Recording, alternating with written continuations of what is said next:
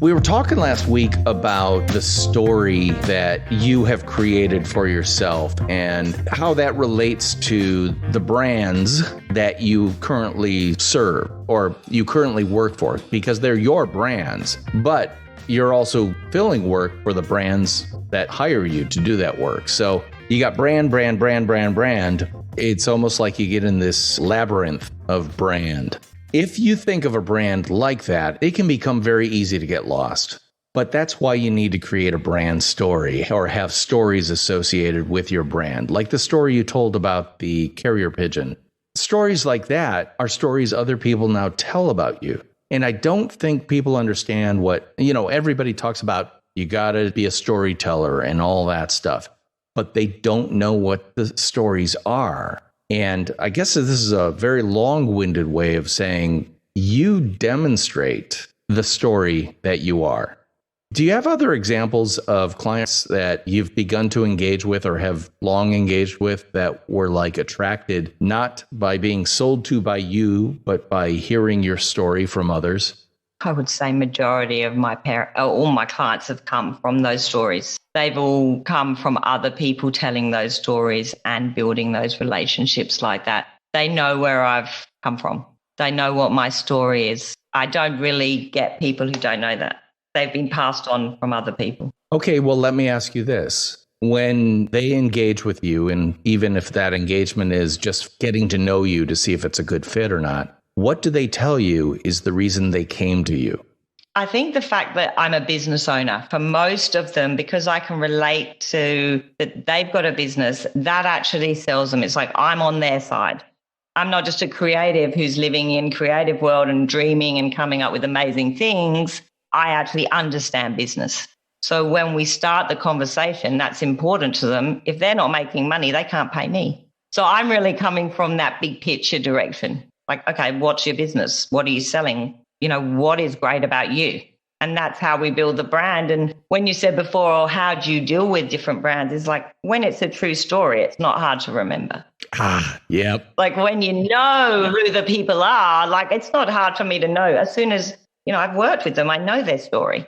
I know who they are. I've found out their values. And that was one of why I want to help teaching is what I've realized a lot of people don't actually know their own values. They don't know their own stories. Really, they haven't paid attention. They're so worried about other people's stories and looking, I want to be like them. Look what they're doing. And they're the stories they want. And so they base their story on looking at other people instead of going, okay, what is actually my story? Who am I? What are my values? And, the perception of self is what your brand is almost, I believe. If you don't believe it, how the hell are you going to sell it? How the hell is this going to work long term if it's not your truth? So that's what I've realized with a lot of people, especially who I've watched with personal branding. They're very self-unaware almost. They're living externally. And that is part of the failure because they haven't bothered to think, what are my values? Oh, my Lord, you're speaking my language. In fact, if you're a longtime listener of this podcast, you know what I'm going to say next. Nonfiction brands know who they are so they can be it. And that's the thing. You have to know who you are. You have to be self-aware enough. And part of that self-awareness is not everyone's going to love me. That's why I need to find the people who will not only put up with me, but love me. And that's a subset of humanity in my case. I'm just speaking for myself here. For example, you kind of alluded to this, that you were referring to what I think of as influencer personal brands, kind of the hot 20-year-old in the bikini on the beach with the makeup and the hair blowing exactly right. And then you see countless others try to copy that individual, call it the Kylie Jenner effect. You realize what they're trying to do is be a bad carbon copy of Kylie Jenner or Dua Lipa, whoever it is. And it's like, you'll never be them because they already occupy that position. And you will be nothing but a pale imitation of them. Why not instead be the completely true, completely you personal brand by figuring out what that brand is, like what's important to you? Like I had just been talking to you about, okay, so why do people come to you? Why do they say they come to you? What's the first thing out of their mouths? And you kind of said, I came because I understand you're a business owner and you know what it means to run a business. I don't need a 24-year-old who just came out of design school who may be fantastic, but has never done an annual report or doesn't understand what an annual report actually is meant to do.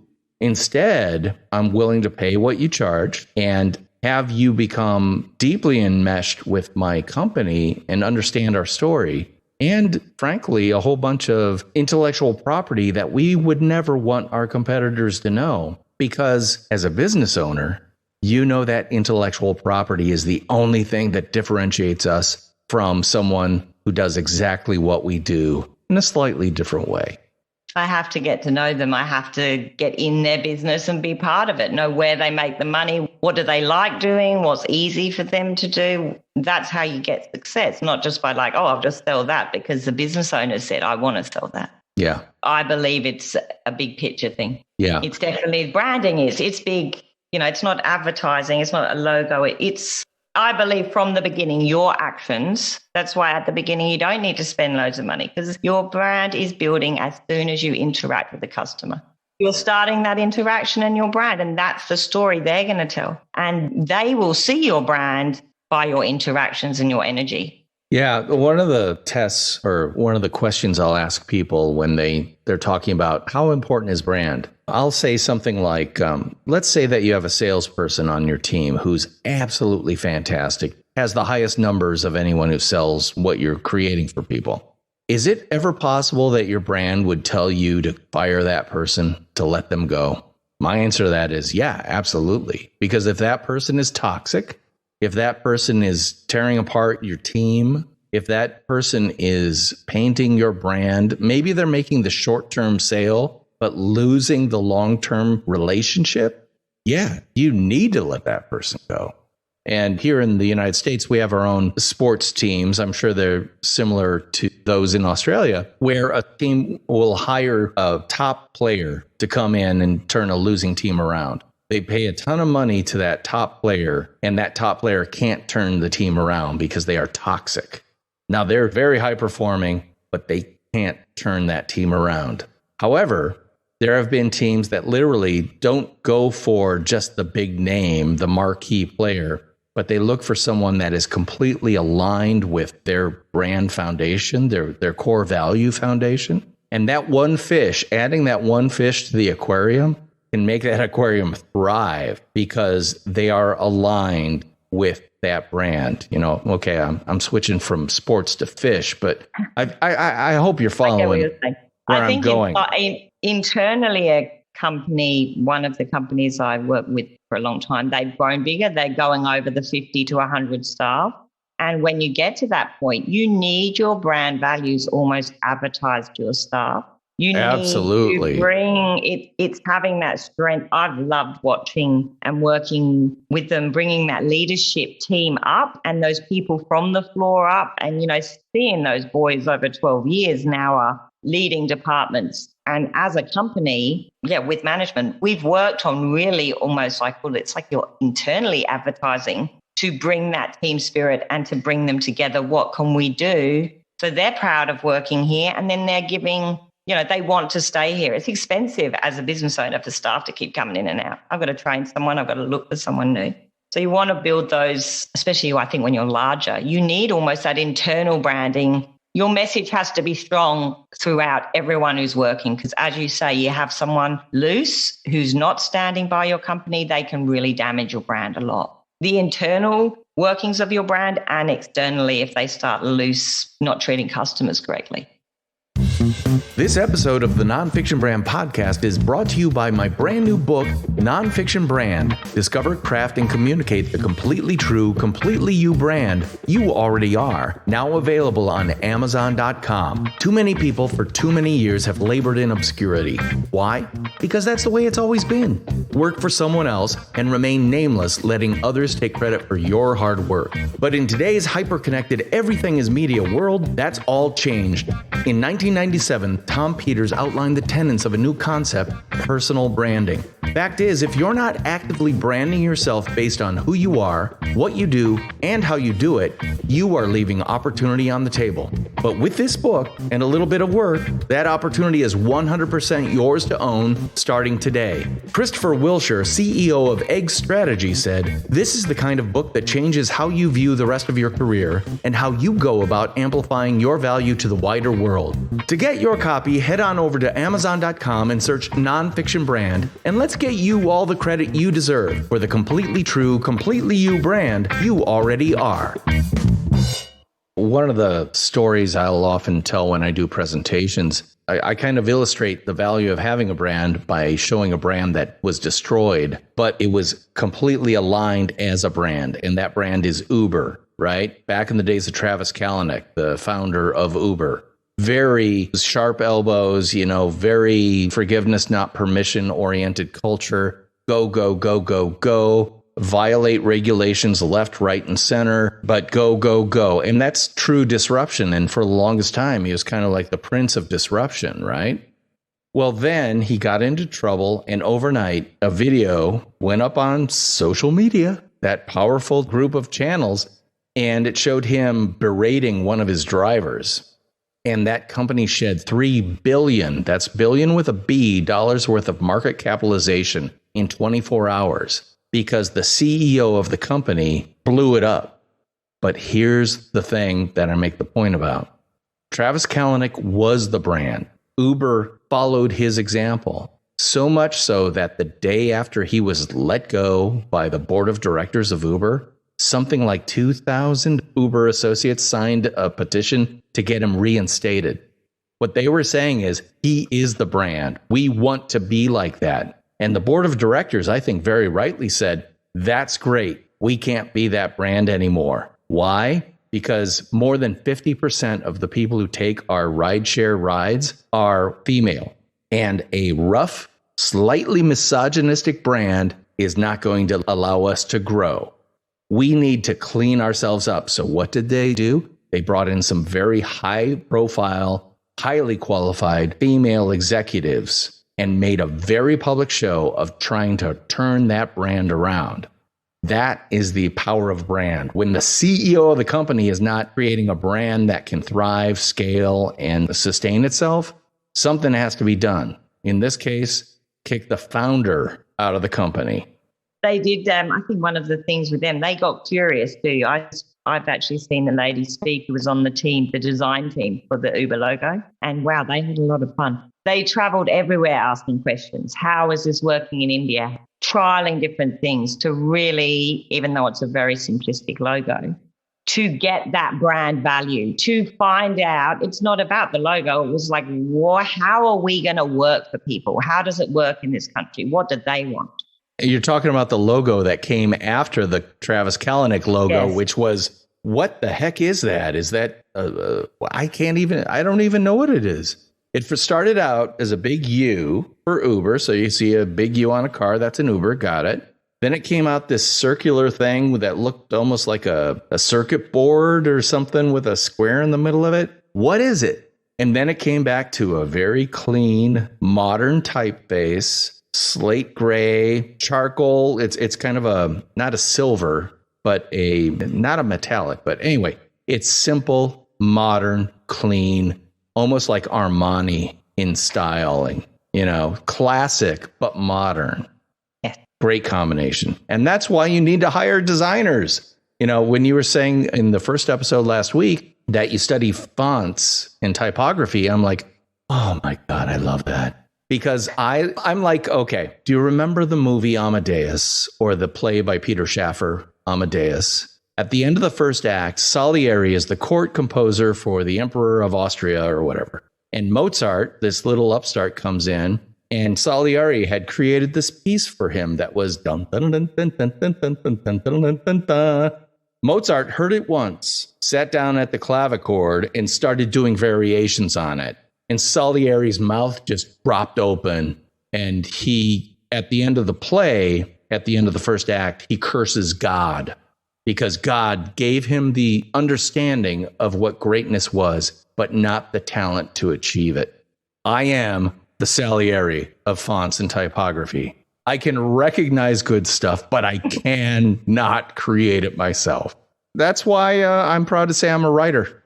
For you, magic. I think like Kate, when you did the interview with her, both of you, the words you use and the language, it's a pleasure to listen to. And that, I believe, is just as creative as what I do. Well, and it that's is. why I love collaborating with, I work a lot with copywriters. They come straight on board day one of branding. Before I've done anything, when I'm researching, they're researching. And I love the gel of the way you research and how I research. And then I'm like, whoa, look at this. Now it's exploding because we have those two different directions. Exactly. There's no point in bringing them in when I get to website stage. If I've brought them in at the beginning, we're all on the same page. Writing the website's easy. We're all moving forward. And you get excited because as a writer, I'll go, I think this is kind of okay, but give it to a designer. And then they do something with a headline and just turn it from, I thought that was kind of a clever play on words, you know, and what they did with it typographically just makes it sing. It's like, hallelujah. And then it's that excitement engine starts roaring. And that's because again, I'm trying to turn this back to the whole subject of the podcast. That's because I know my greatest talent is verbal. I'm not too shabby when it comes to recognizing talent on the design side. And I can kind of do a little bit myself, just enough to be dangerous. But graphic design is one of the things that I will always want to find someone who's better than me at it to do it. The other thing is like video editing. Editing, that is such a taste-oriented thing. You know, there's a reason that Thelma Schoonmaker has more Oscars for editing Martin Scorsese films than Martin Scorsese has, because she is one heck of an editor.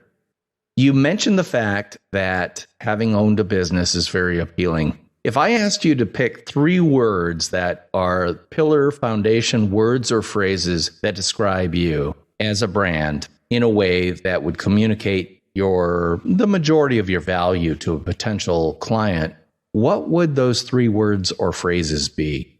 As a personal brand, I would say their kindness, curiosity, and fun. That as my personal there, I've realized my most important values in life. I like to have fun. And when I asked other people who I just put it out there, please describe me, that was in every description that came back to me. You're fun. And I also think that's why people like working with me. Even in Burning Love Creative, I try to find positivity in most, like enjoy the job while we're doing it.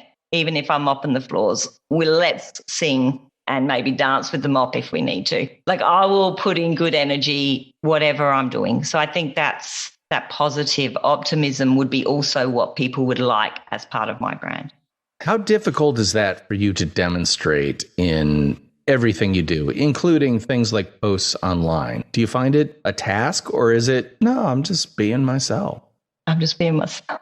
That's exactly what it should be. That's right. That's just me. It's like, this shouldn't be hard, especially personal branding. That's why when people are like, I'm like, well, personal branding, it's not like I'm looking when I'm branding for a business, I'm looking who their customers are and what do their customers like? What do they do? And with a personal brand, you're like, you only have to look at yourself and then let's move on.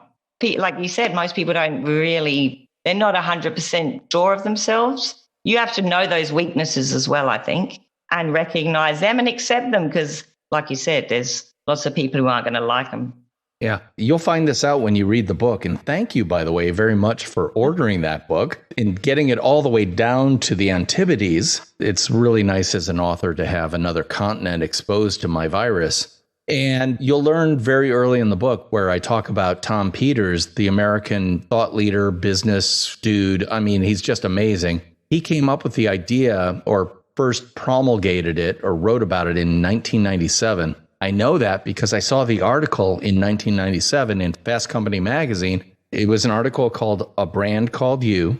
You can still read it today by going to the fastcompany.com website and look up A Brand Called You. It's well worth reading. And he presented the idea of personal branding not as some type of self-inflation thing or, kind of narcissistic technique or something like that. He just brought up the point that it's important for people to self-package themselves in a way that people can understand why they should engage with you.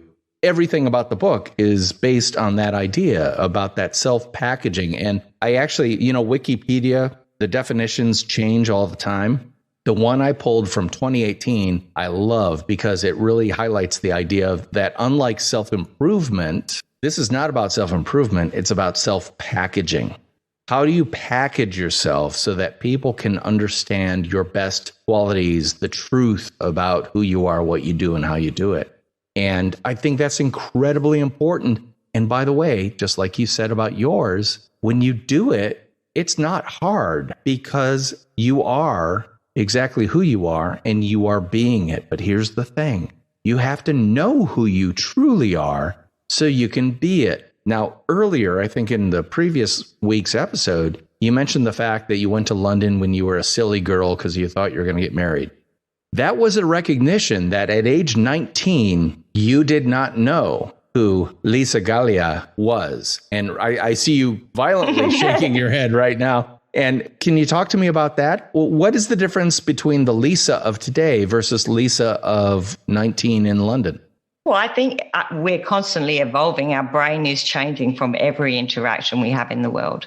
And 30 years on, definitely those interactions have molded, I don't think really much negative had happened in my life by the time I was 19. I was very lucky. I traveled around with my family and, I'd had a good life. There was nothing major dramas. But then when you get into the real world, it's not all Walt Disney. There is dragons. And, that is Walt Disney. You got to go through those paths of being strong. And I think seeing those, I've never experienced mean people in the world. Really being mean to me, I think I'm probably quite likable. But seeing that through my daughter and experience it almost myself has definitely changed who I am as a person.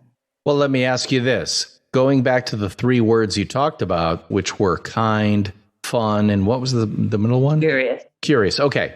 Was 19-year-old Lisa kind, curious, and fun? Yes. I'm 100% yes, I was. Okay, Those are my true values, probably. That's why. That's they're my true values. Point. That's the point that I want to make about it. It's like, how you can take any chemical compound and break it down to the elements, and those elements cannot be broken down further. That's the level of thinking you need to do about yourself to come down to the immutable truths and facts and elements about yourself that will not change. My 3 words: creative, collaborative, provocative. I've always known I had to be creative, even when I wanted to be a scientist, but I couldn't do the math.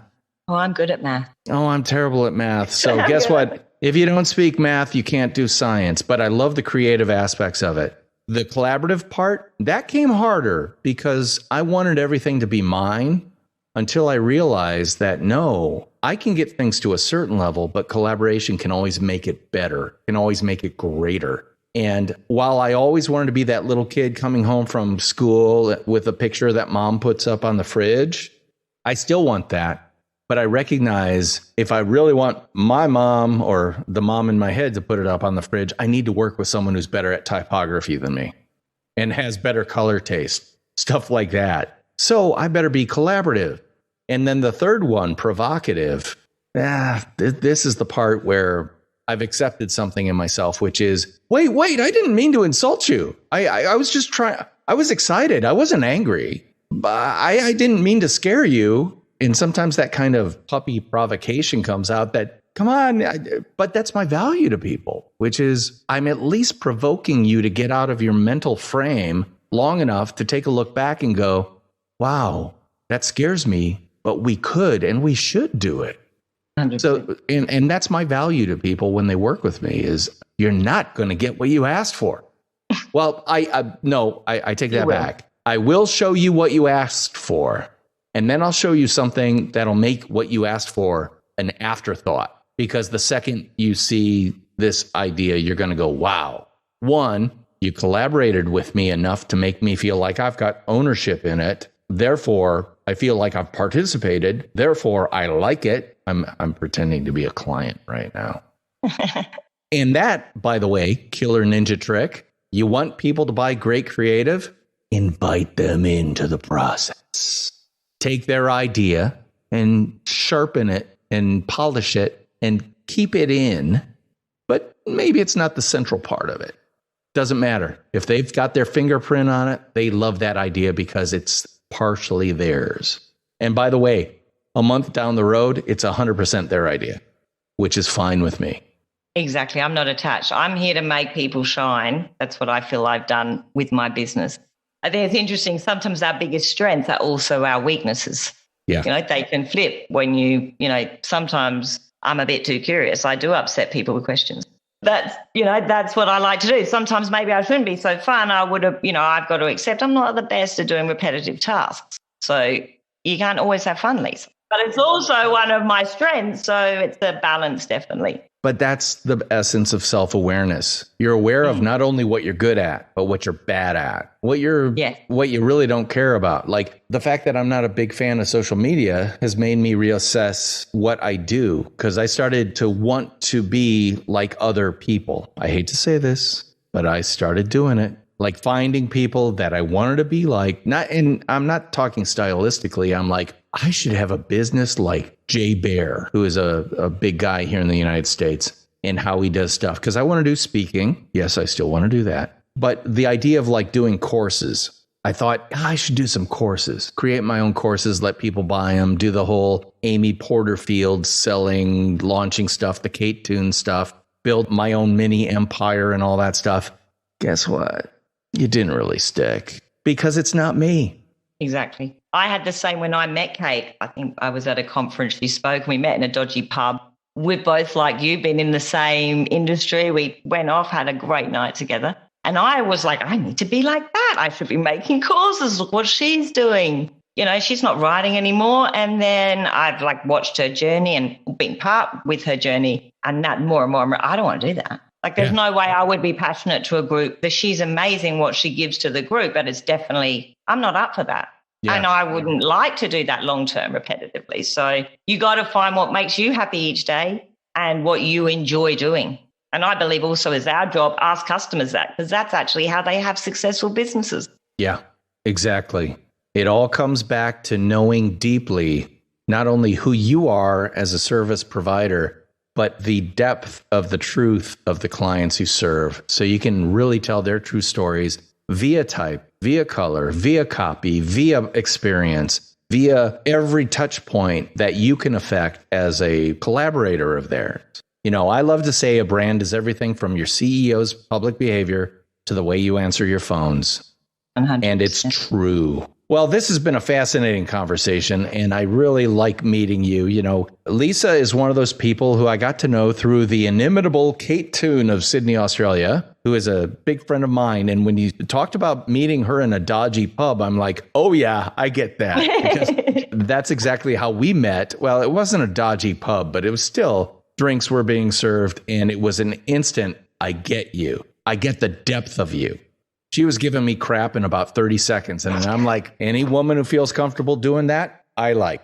And Lisa, evidently you're of that same stripe. You've got that DNA. So it's been a treat getting to know you a little bit better. I want to let others who might be listening to the podcast know how they can contact you if they were interested in engaging with you. What is the best way for them to get in touch with you? The best way to get in touch is just shoot me a DM in Instagram at the Lisa Galea, or you can contact me through my website, lisagalea.com. But Instagram is where I'm there. If you want to shoot me a quick line, I'm happy to chat and just get social. Now, there you go. And Galea is spelled Galea. So definitely check her out. Well, that's it for this week's Nonfiction Brand podcast. I, of course, am DP Knudten, and she is Lisa Galea. And I'll be talking at you again next week. Bye-bye.